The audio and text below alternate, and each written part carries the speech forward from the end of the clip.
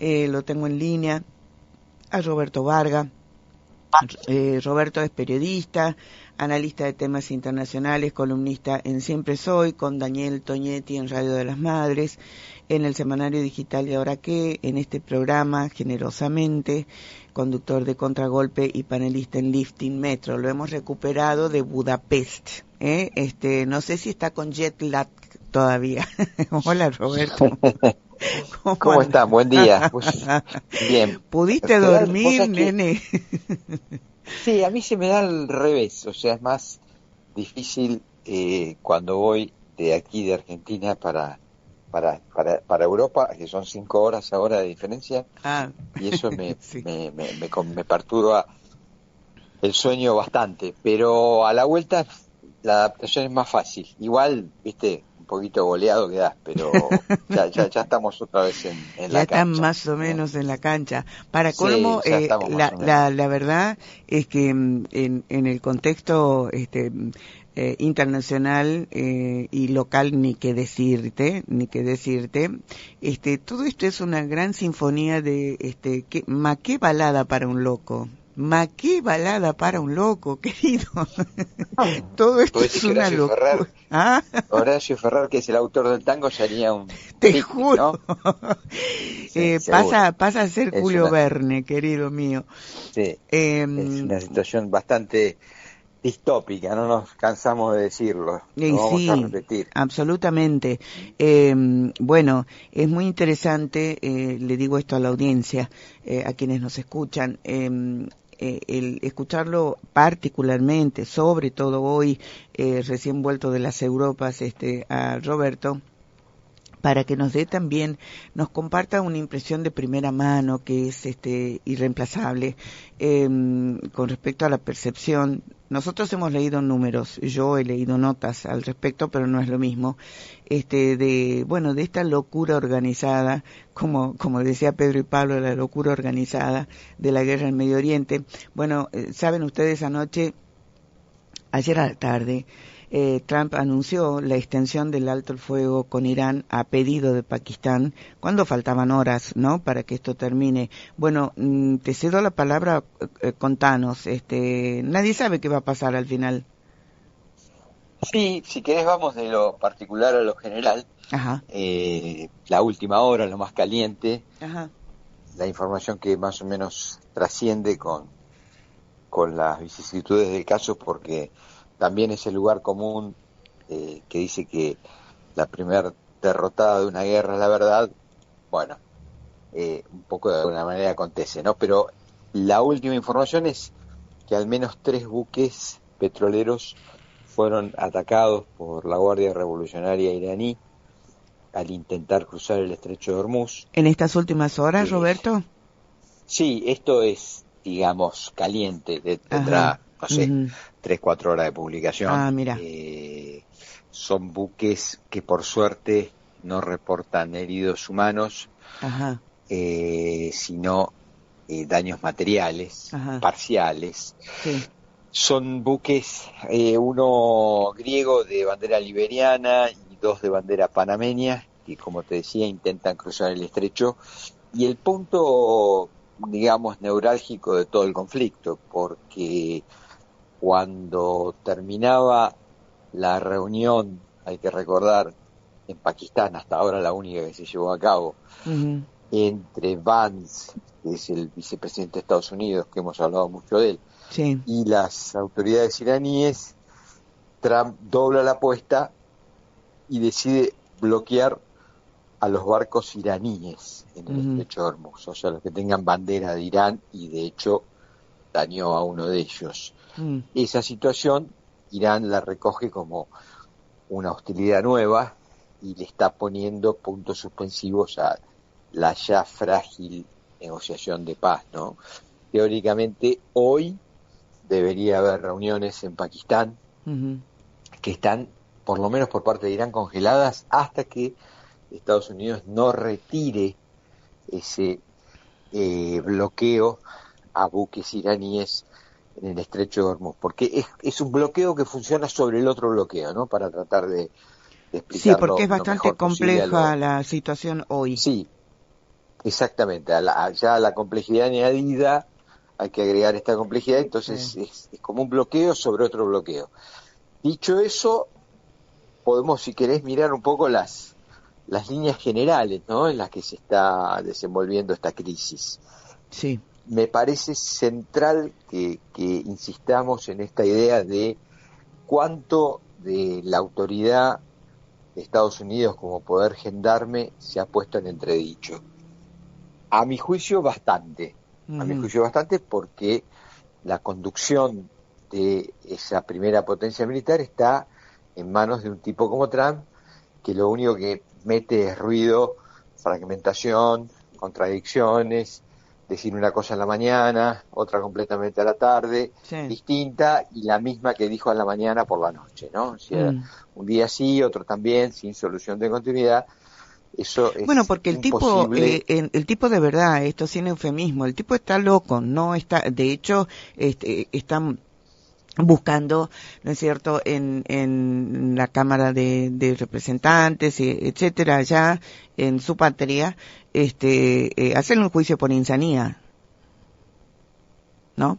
Sí, absolutamente. Como bien marcás vos, hay El tipo está por parte loco. de senadores demócratas, por parte de senadores demócratas hay una iniciativa de trabajar sobre lo que se llama la enmienda 25, que es juzgarlo por falta de aptitudes, ¿no?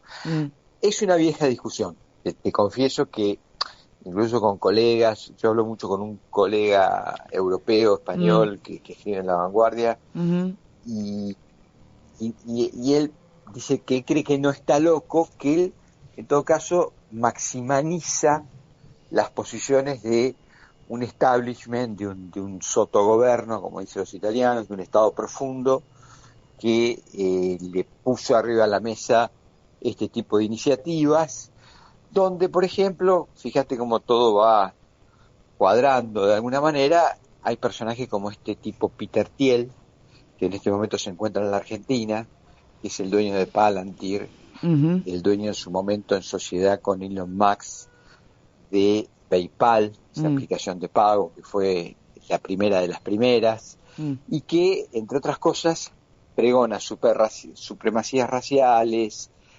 eliminación completa de cualquier tipo de regulación y quitar a la política definitivamente como acción de intermediación para que un individuo no se coma a otro individuo, ¿no? Entonces, eso además el tipo se cree un fundamentalista católico porque se pasó al catolicismo y dice que ya regresó el anticristo. Personaje muy complicado que, insisto, en este momento está en la Argentina y que se va a quedar un tiempo y que dicen que se vive con Santiago Caputo, y es como un alter ego de todos estos oligarcas tecnócratas, insisto, no sabemos hasta qué punto no son los que realmente regulan muchas de las políticas que lleva adelante el imperio. Sería ¿no? como El imperio para no dudar, viste que ayer les comentaba a los oyentes que en este ahora famoso destacamento 202 que tan triste memoria tiene para nosotros, nada más que no es 601, pero es 201, el de Estados Unidos, han incorporado cuatro nuevos tenientes coroneles, justamente uno es, no me acuerdo los nombres si no tengo los datos aquí, pero uno es de Palantir, justamente. Hay otros dos de OpenAI y de Meta también. Claro. ¿No? Así que sí tienen el poder, ¿viste? Claro, creo que es un poder supranacional, es decir, arriba de los Estados-naciones, ¿no? Exacto. Si querés, le decimos en un renglón a la audiencia, Palantir es esa empresa que provee de inteligencia artificial, entre otros al Pentágono, y que se pone en duda hasta qué punto muchas de las acciones militares no son ordenadas por inteligencia artificial, y luego pasa lo que pasó en la escuela de Minab, en ese pueblo iraní, donde mataron a 170 chiquitas, ¿no? Con lo que arrancaron con esa barbarie. Exactamente, ese 28 de febrero, correctamente, que el día que matan a Jomenei, ¿no? Como incursión guerrera. Pero ya que me das el pie, yo quería comentar que anoche te lo decía en esa suerte de preproducción que vale la pena, y pidámosle las disculpas a nuestros oyentes porque yo sé que los números en radio son odiosos, porque son muy difíciles de retener, sí, pero es importante que hagamos este repaso. Estados Unidos tiene este año en gastos de defensa 900 y pico mil de millones de dólares, es decir, no llega al billón de dólares. Al billón con B larga, billón con B larga. Perdón, claro, billón con B largas, no millón, sino billón. No llega al billón. Entonces, sí es importante que en este caso podamos destacar que el año que viene Estados Unidos va a ir a 1.500.000 millones de dólares de presupuesto militar. Es decir, lo va a subir casi un 50% al presupuesto militar. Eso es toda una declaración de principios y nos permite leer con claridad que la reacción de Estados Unidos frente a este mundo cada vez más conflictivo es doblar la apuesta, armarse con mucha más virulencia e intentar ir por una hegemonía militar indiscutible, cosa que da la impresión que en estos incidentes del Golfo quedaron en entredicho, ¿no? Entonces es evidente que lejos de concentrarse en otra estrategia, que podría ser intentar la disputa comercial, recrear toda esa cultura de los aranceles y concentrarse solamente en ver si puede acortar diferencias con China por la vía del comercio, no, va a ser por la vía militar. Esto nos preconfigura un escenario de altísima conflictividad, porque todos los estados-nación con intenciones de liderar o de jugar algún papel o de no ser sometidos van a tener como premisa subir el gasto militar. Claro. Que es lo que está pasando ya en muchos países de Europa, que están subiendo su gasto militar. No dudo por que si acaso lo mismo va a hacer China, claro, Rusia y compañía, ¿no? Claro.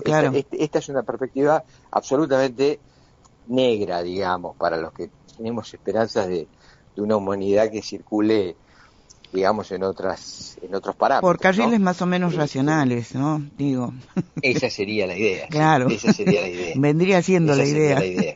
Sí, o sigue siendo la idea. Claro. Y el otro tema que yo quería comentarte, si te da el tiempo, sí, por favor. Lo hacemos brevemente al repaso. Sí, porque perdón, me parece que esto que vos acabás de plantear, es decir, esta ingente gasto, ¿no es cierto?, presupuestario de Estados Unidos en primer término y de los, digamos así, en términos generales, de los países que componen, que integran, ¿no es cierto?, la OTAN, etcétera, etcétera, va de la mano con otra cosa muy, pero muy interesante que me planteabas ayer, en relación al generalizado rechazo de los pueblos europeos, ¿no es cierto?, a la guerra, ¿no? Y estaba viendo informes que son, les cuento, pero espeluznantes, de las proyecciones de hambrunas y de crisis extremas en las sociedades de los pueblos de Asia Occidental. Es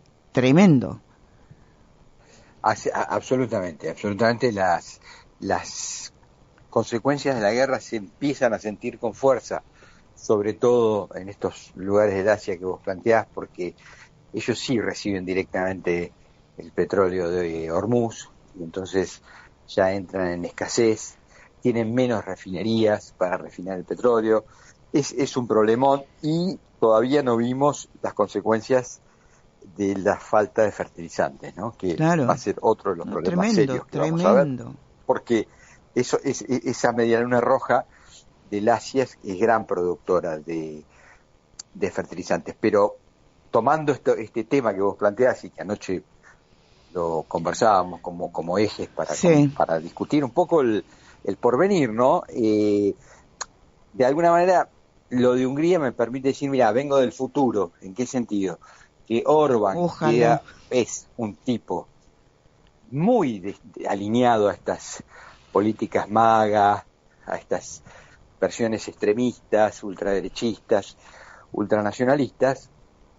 Bueno, sufrió una severa derrota electoral, que ya la comentamos en el programa, sí.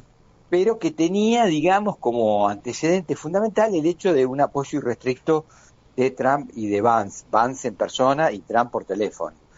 y la verdad es que se le dio la espalda. Y de Milei. Y de Milei, no te olvides. Y de Milei, por supuesto. De Milei. Milei viajó, y ya no sabemos si no es piedra o no. Sí. Pero bueno, digamos que eso marida con una serie de acontecimientos que los repasamos así en un renglón, que alguna vez ya dimos cuenta en tu programa, lo que le pasó a Meloni, que dio un intento, digamos, de referéndum para reformar para reformar la justicia, le fue mal, se despegó por completo del apoyo de Trump. Es más, Trump la fulminó diciendo que era una blandengue. Le Pen se había ido hace mucho. Vox, los españoles de Vox están estancados en todas las encuestas o cayéndose. Es decir, parece ser el abrazo del oso, ¿no? Este trumpismo desenfrenado, lo que nos abre una luz de esperanza en el sentido de que, y esto es mucho más complejo y por supuesto, como todo en política, 2 más 2 no es 4 y las cartas se están jugando, pero estos ciclos pareciera que a la velocidad que fragmentan y dividen también chocan y se rompen, ¿no? Claro. Atención, no necesariamente las olas que muchas veces nosotros denominamos como clima de época tienen que ser excesivamente largas. Claro. Es decir, también episodios como la guerra de Irán pueden acortar esos ciclos, esos climas de épocas, porque en la guerra de Irán podemos decir perfectamente que ahí estuvo la penitencia del pecado original, es decir, el pecado original de estas fuerzas ultraderechistas, ultranacionalistas, es también la agresión, y en la agresión empezamos a ver su derrota, porque la guerra, lo que está también atravesando en el inconsciente colectivo de millones de personas, en Europa tal vez más, por los antecedentes de la Segunda Guerra Mundial, es que trae aparejada los peores fantasmas. Y muchos de los jóvenes que se ven beneficiados por estas políticas neoliberales, esta idea, por ejemplo, de viajar irrefrenablemente, acumulando puntos, o consumiendo, o usando vuelos baratos de las aerolíneas low cost, empiezan a tener frenos por esta guerra. Es decir, los planes que hacen, por ejemplo, y no sé si se van a poder hacer en julio o en agosto, que son las vacaciones. Claro, lo que pasa es que para nosotros, lo que pasa es que para nosotros, cuando digo nosotros, me refiero obviamente a los argentinos, argentinas, es, por decirlo elegantemente, una cuestión diletante, esto de que, viste, seas influencer y querés viajar y se te dificulta, cuando en realidad los jóvenes de esa edad en nuestro país hacen colas de 3 cuadras para ver si pueden no tienen colectivo de línea, ¿no? No tienen colectivo de línea, ¿viste? Porque el Estado no paga los subsidios. Entonces, yo estoy de acuerdo en ese punto. Yo no estoy diciendo que ese sea el apotegma que guíe nuestra contradicción, ni muchísimo menos. Lo que estoy diciendo es que los climas de época muchas veces se crean en determinados lugares y después se propagan. La ola ultra que llegó a la Argentina no nació en Argentina, nació en Europa, lamentablemente. Y con el Brexit, y yo te diría que cuando vas a buscar los orígenes y tirás del hilo, mucho de todo esto lo encontrás en la crisis del 2008, la crisis financiera que tuvo como paradigma la caída de Lehman Brothers, del banco mayorista Lehman Brothers, que tantas consecuencias trajo. Y que en algunos casos aparecieron sonrisas por izquierda, como fue el fenómeno español, que después se diluyó, pero que rápidamente tomó un cauce de ultraderecha. Entonces, muchas veces estas corrientes no nacen en la Argentina, pero nosotros después las sufrimos con Milei. Así es. Porque Milei no nace de un repollo, viene de esos aires que venían del norte. Obviamente. Este es el punto que yo estoy tratando, que entiendo lo que bien decís vos, que nos puede sonar a de qué carajo me están hablando, digamos, ¿no? Si yo no puedo tomar el colectivo. Pero me parece que el esfuerzo hay que tratar de hacerlo. No, seguro. La última línea, porque estamos, hoy lamentablemente hemos arrancado tarde, vos me decías ayer, y que me pareció muy interesante, que la batalla comunicacional en las redes fue favorable a Irán. ¿Cómo es eso? Sí, absolutamente. Hay una cantidad, muchos de nuestros oyentes seguro que lo ven o lo han visto, lo van a ver. Hay una cantidad de dibujitos animados en forma de Lego, ¿viste? Los juguetes Yo no Lego. los vi, sinceramente, no. Bueno, te lo recomiendo. Están en Facebook. Yo recomiendo, por ejemplo, a los que les interese, un portal que no conozco de quién es, pero la verdad que está bien hecho, o de quiénes son los que lo manejan, que se llama Hegemonía. Hegemonía. En Facebook, por ejemplo. Sí, Hegemonía. Ajá. Está en Facebook. Bueno, ahí reproduce muchos de estos dibujitos animados que con mucha inteligencia dicen que jóvenes iraníes formados incluso en universidades occidentales han puesto en la disputa por la narrativa. Mira. Y ha sido de un nivel de reproducción pero bestial. Mira vos, es decir, mira vos. Es más, para que esto que viene a cuento de lo que pasa en otros centros de producción cultural, ¿no? Ajá. Como bien señalás vos. Pero, por ejemplo, Tiempo Argentino, sí, que es un diario bien de izquierda y que también lo recomendamos, que lo hacen compañeros de manera autogestiva, de manera cooperativa, levantó el material que yo te estoy hablando en la edición del domingo. Ajá. Tal vez lo puedan ver en las redes de Tiempo Argentino, que no recuerdo cómo se llama la página.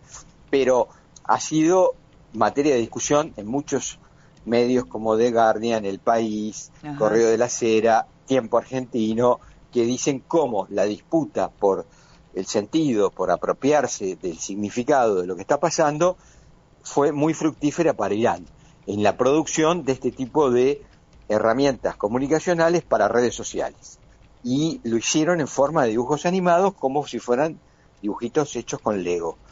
Lo recomiendo particularmente que lo vean porque a mí estéticamente no me llama la atención, pero ha tenido una enorme difusión. Ah, mira vos. Bueno, es parte de la este aspecto, quiero decir, ¿no es cierto? El de la comunicación en redes es parte de la guerra cognitiva, justamente, ¿no? De la guerra híbrida. Sin duda. Entonces, hay que tenerlo en cuenta y es muy importante. Sin duda. Querido bueno, Roberto. Espero no haber aburrido, porque hoy filosofamos también un poco, pero a veces hay que ir a buscarlo, también, ¿no? Claro. Al origen de las cuestiones. Y como decía mi abuela, otro sí digo, el último ya en la despedida, estoy poniéndome contenta así, de a poquito, tímidamente, porque aquello que les comentaba hace 2 semanas más o menos cuando fue al día siguiente, ¿no es cierto?, de la votación en Perú, y yo les decía, había algo raro, a mí me hacía ruido porque más allá de que el recuento justamente por las dificultades logísticas, digamos, pasa en Bolivia también, ¿no? Y entonces después eso es excusa para las derechas para denunciar fraudes. Bueno, lo que quiero decir, nuestro Sandro andino, Roberto Sánchez, el peruano, yo había visto, fíjate, me tomé el trabajo, en muchas, yo no sé si se llaman provincias, departamentos, regiones, no sé cuál es el nombre, encabezaba los votos, ¿no es cierto?, pero con porcentajes altos para Perú. Te quiero decir, 18%, 25% en Perú es una brutalidad. Sí, recordemos que tiene un escenario político profundamente muy fragmentado. ¿No? A propósito, además. Y entonces, de pronto, para la segunda vuelta, ¿no es cierto?, aparece otro tipo, digo yo, pero qué raro.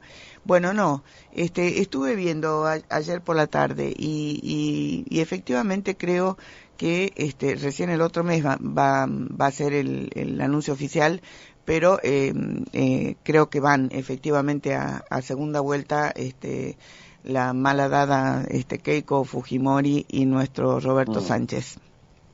Así que bueno, esperemos. Ojalá. No perdamos las esperanzas, que es lo claro. último que nos va quedando.